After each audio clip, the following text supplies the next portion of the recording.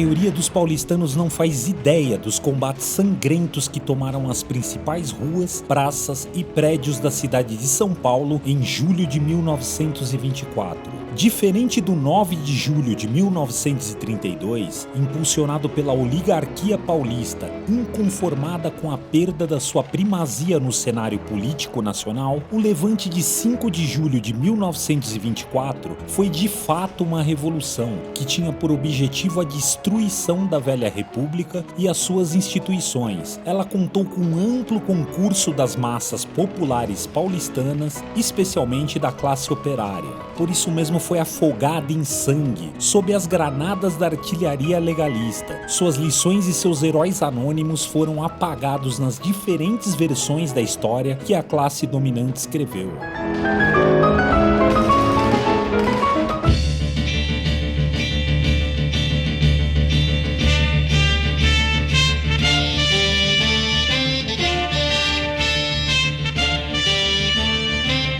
Você está ouvindo o podcast da esquerda marxista.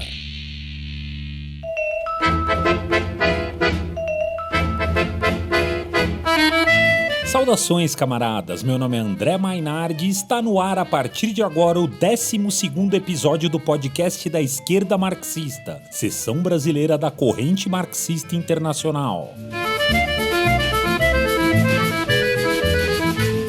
O episódio de hoje é o segundo da série especial Revoluções de Julho, que traz à tona importantes processos revolucionários de diferentes momentos da história ocorridos neste mês, com análises que nos ajudam a compreender seus impactos no passado e suas lições para o futuro. Hoje faremos um episódio em um formato um pouco diferente. Eu convidei o camarada Evandro Cousani, editor do site da esquerda marxista, e nós vamos conversar sobre as origens e desenvolvimentos da Revolução Paulista de 5 de julho de 1924, a Revolução Apagada. Saudações, Evandro! Saudações, André. Saudações a todos os nossos ouvintes. André, para a gente começar esse papo de hoje, a Revolução de 1924 acontece nos anos da República Velha. Contextualiza pra gente a conjuntura política da época e conta pra gente também o que era a política do café com leite. Bom, Evandro, a República Velha é um período marcado por instabilidades e grandes revoltas, né? Durante a maior parte dela, o que se observa é o domínio político das oligarquias estaduais, né, um regime do grande latifúndio, completamente submisso ao imperialismo. O voto não era secreto, o que permitia que esses grandes proprietários de terras influenciassem o voto dentro das suas regiões de domínio, né, escolhendo dessa forma entre si, né, os presidentes da República e os demais representantes políticos alinhados aos seus interesses. Nesse processo, o poder econômico dos barões do café de São Paulo e dos coronéis pecuaristas de Minas Gerais falou mais alto, né?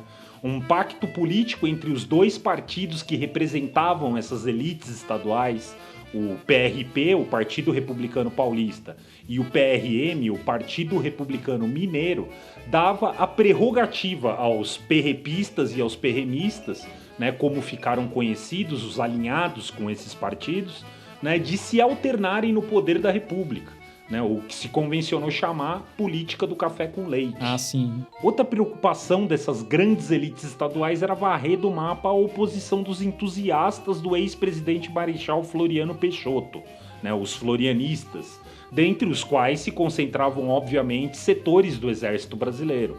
Bom, a grosso modo aqui, o Marechal Floriano Peixoto foi um nacionalista convicto, né, e bateu de frente com os interesses dessas oligarquias estaduais. Bom, desse modo o exército brasileiro foi sucateado e atirado em segundo plano pelas diferentes administrações dos perremistas e dos perrepistas, né?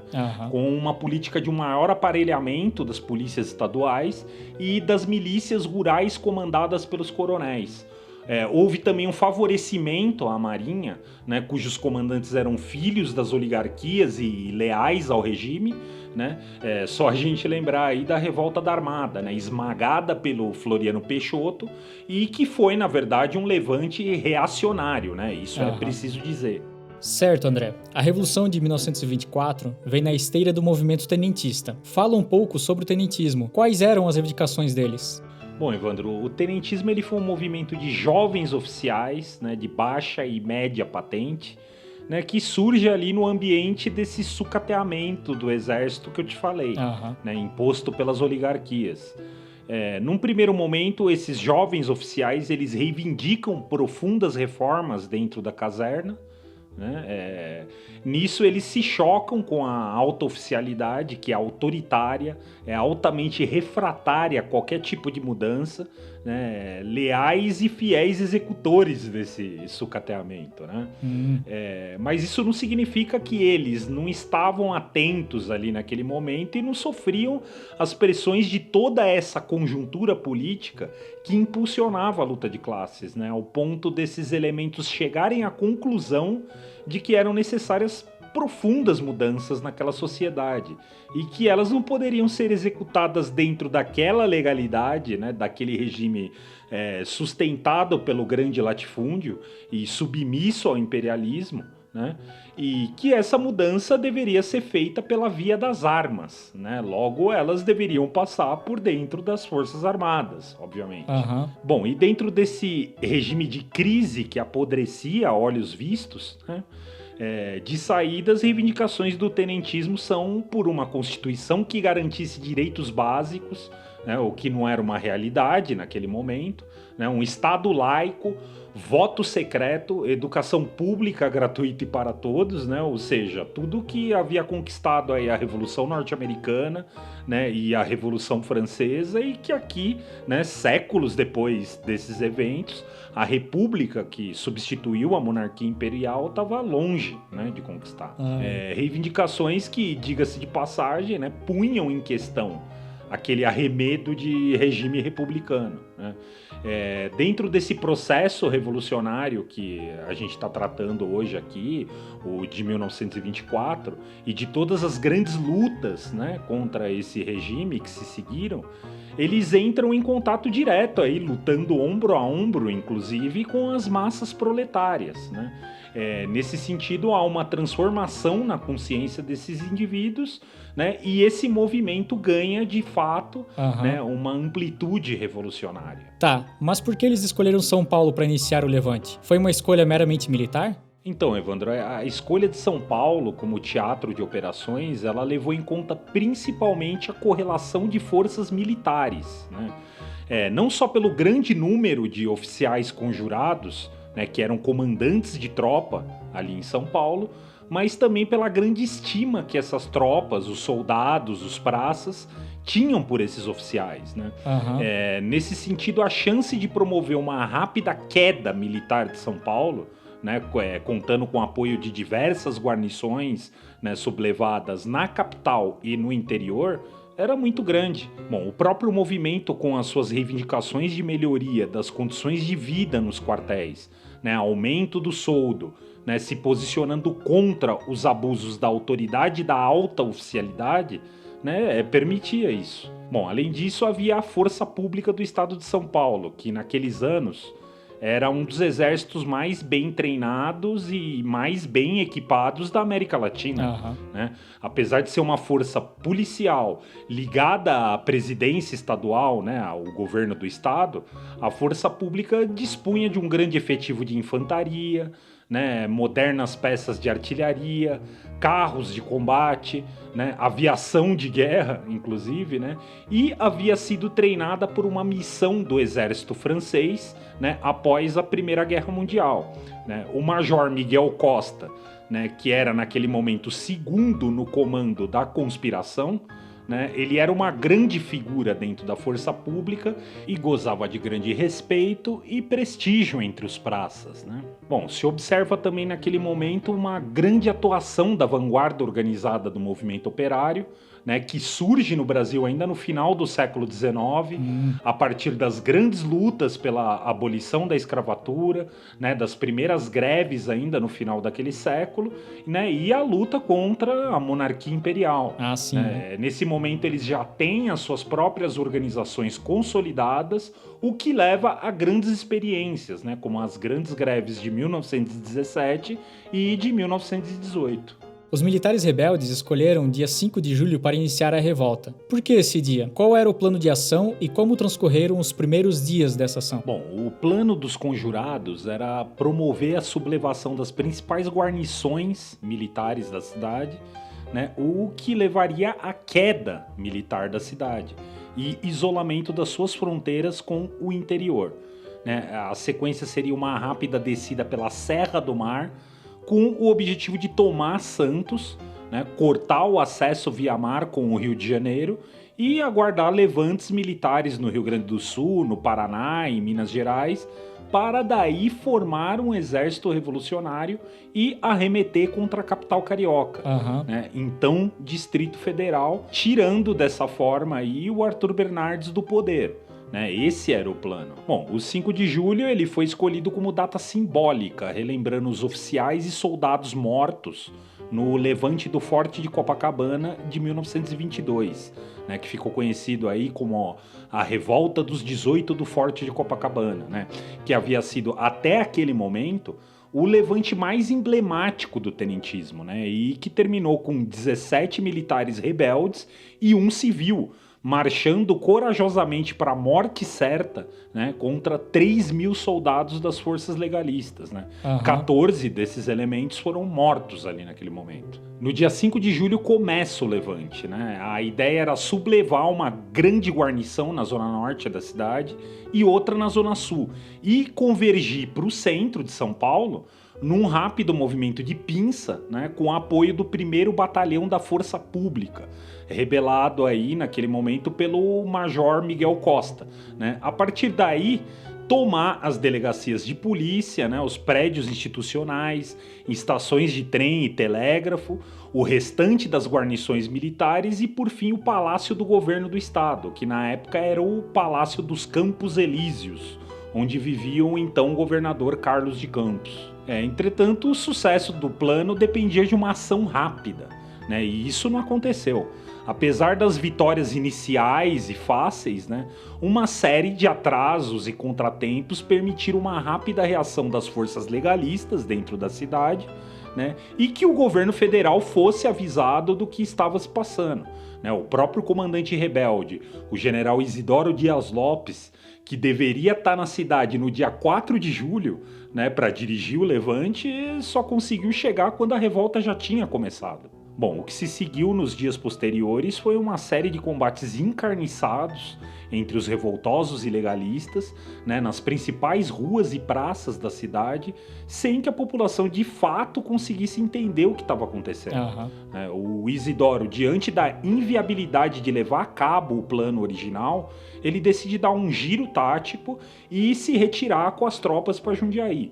O Major Miguel Costa ele não concorda com isso, né? Ele prefere aí naquele momento um armistício negociado com termos de rendição e tudo mais, e isso gera um racha entre os dois, que termina com o general abdicando do comando da Revolução. Quando o Miguel Costa, que agora estava no comando da Revolução, né, envia uma delegação para o Palácio dos Campos Elíseos, né, sob bandeira branca, para negociar os termos da rendição, né, os revolucionários eles percebem que as forças legalistas abandonaram a cidade para se juntar às forças federais, né, que naquele momento já estavam estabelecendo o cerco de São Paulo. Bom, o Costa ele chama o Isidoro para reassumir o comando, né, da Revolução, e dessa forma as forças revolucionárias assumem o controle da cidade. André, depois que os legalistas que estavam resistindo fogem da cidade, o que acontece? E a repressão do governo federal, como foi? Fale um pouco também da audaciosa retirada das forças revolucionárias e seus desdobramentos. Bom, Evandro, o Comitê das Forças Revolucionárias até insiste, mas o general Isidoro se recusa a assumir o controle político de São Paulo e das demais cidades rebeladas do interior, né? Dessa forma mantendo os prefeitos ligados à oligarquia paulista no controle dessas cidades. né? Os prefeitos e a elite paulistana, eles passam a contragosto a colaborar com os revoltosos, reconhecendo aí uma situação de fato, né, de que os rebeldes tinham o controle militar da cidade. Bom, a dinâmica daquela guerra exigiu o estabelecimento de linhas de defesa que protegiam contra a evolução das tropas federais a Zona Leste e o centro de São Paulo, e as demais cidades do interior, né, rebeladas, né, e eles faziam isso com trincheiras, barricadas, ninhos de metralhadora, né, e pequenas patrulhas de escaramuçadores que atuavam ao longo dessas linhas, né. Inclusive uma dessas patrulhas, né, era comandada pelo tenente João Cabanas, que por suas ações suicidas aí ficou conhecida como a Coluna da Morte. Ao mesmo tempo, eles têm pela primeira vez a chance de se comunicar com a população e explicar o que de fato estava acontecendo, né? Através da publicação do manifesto deles na imprensa e da distribuição diária de panfletos e boletins. E na iminência de uma severa repressão, né, do bombardeamento da cidade, a população, sobretudo a dos bairros proletários, adere à revolução, né? Inclusive a vanguarda do movimento operário na cidade, que através da sua imprensa, dos panfletos, né, e dos comícios que tomam a cidade inteira, convoca o proletariado às armas, né, ainda que considerando imprecisas e confusas as reivindicações dos tenentes. Graças à grande adesão entre os imigrantes, né, formaram-se os 3 batalhões patrióticos, né, que eram chamados assim porque eles eram organizados por afinidades de língua, né, já que muitos daqueles inscritos sequer falavam português, né. Entram em cena a partir desse momento o batalhão húngaro, o batalhão alemão e o italiano, né, com grande predominância de operários, mas que também contava aí com a participação de artesãos, camponeses, profissionais universitários e inclusive artistas, né? Os batalhões patrióticos, eles acrescentaram a essas forças revolucionárias a grande experiência dos ex-combatentes da Primeira Guerra Mundial, né? Muitos combateram na Primeira Guerra Mundial e muitos desses homens tombaram em combate, né, aqui em São Paulo, e foram responsáveis por ações heróicas, e muitos acompanharam as tropas revolucionárias na dramática retirada até Catanduvas, no Paraná. O governo federal e as suas tropas estavam muito bem informados do que acontecia, né, sobre qual era a situação dentro da cidade. Dessa forma, a repressão se inicia covardemente, né, com um criminoso bombardeio sobre São Paulo, que era feito a esmo, sem objetivos militares, e que castigou severamente, sobretudo, os bairros operários, né? Era uma guerra de terra arrasada, onde a oligarquia paulista, né, vendo aí o seu berço, né, e a sua capital política tomada pelos revoltosos, apoiados pela população, né, eles resolvem destruir a cidade de São Paulo e punir a população. Durante os bombardeios do dia 11 ao dia 28, centenas de civis morreram, né, milhares ficaram feridos e desabrigados, né, enquanto as forças revolucionárias sofriam aí poucas ou nenhuma baixa. Bom, até que as forças revolucionárias, diante da desvantagem numérica e o grande sofrimento que estava sendo imposto à população por esses bombardeios criminosos das forças federais, eles decidem bater em retirada na noite do dia 28 em direção ao interior, né? E eles fizeram isso embarcando todas as tropas, né, o equipamento bélico, em 13 composições ferroviárias de cerca de 16 vagões, né, numa ação rápida que não permitiu o inimigo sequer perceber o que estava acontecendo, né? Foi uma retirada, vamos dizer assim, por trás das linhas inimigas. Bom, no dia 29, o Carlos de Campos, o governador, ele retorna à cidade sob a ocupação das tropas federais, né? O número real de mortos, feridos e de milhares de casas destruídas nos bairros proletários ficam de fora dos levantamentos oficiais, ou seja, a dimensão real da tragédia que se abateu sobre a população, sobretudo aos trabalhadores, foi definitivamente apagada da história, né? Alguns historiadores, inclusive, chamam a Revolução, né, de a Revolução Esquecida, né? Mas ela aconteceu, né? Ela não foi esquecida. Ela foi, de fato, apagada, né, diante desse enorme crime que foi a sua repressão. Os 3.000 soldados revolucionários, entre militares do exército, da força pública e os cidadãos conscritos dos batalhões patrióticos, eles seguiram a sua marcha para o sul, né, perseguidos pelas numerosas tropas do Marechal Cândido Rondon.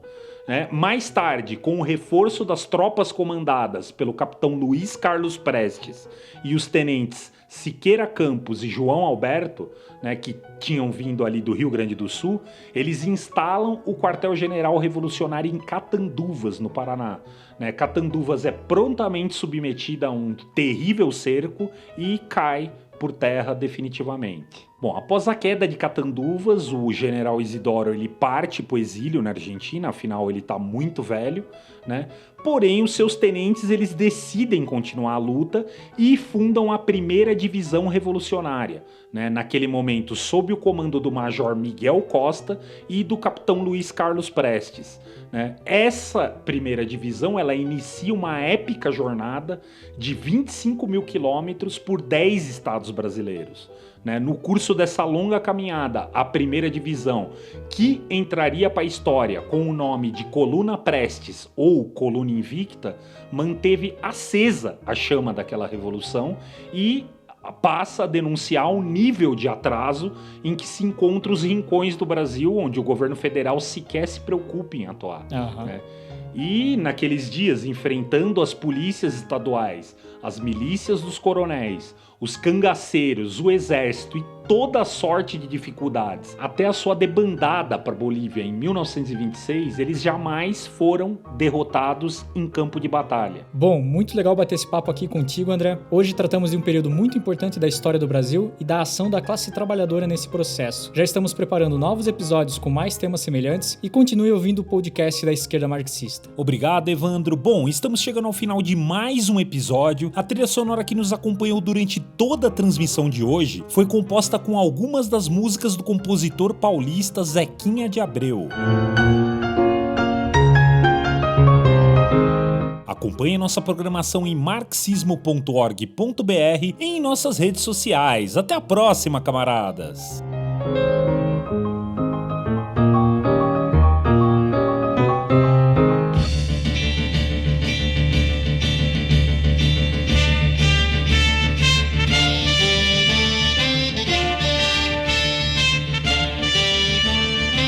Você ouviu o podcast da Esquerda Marxista.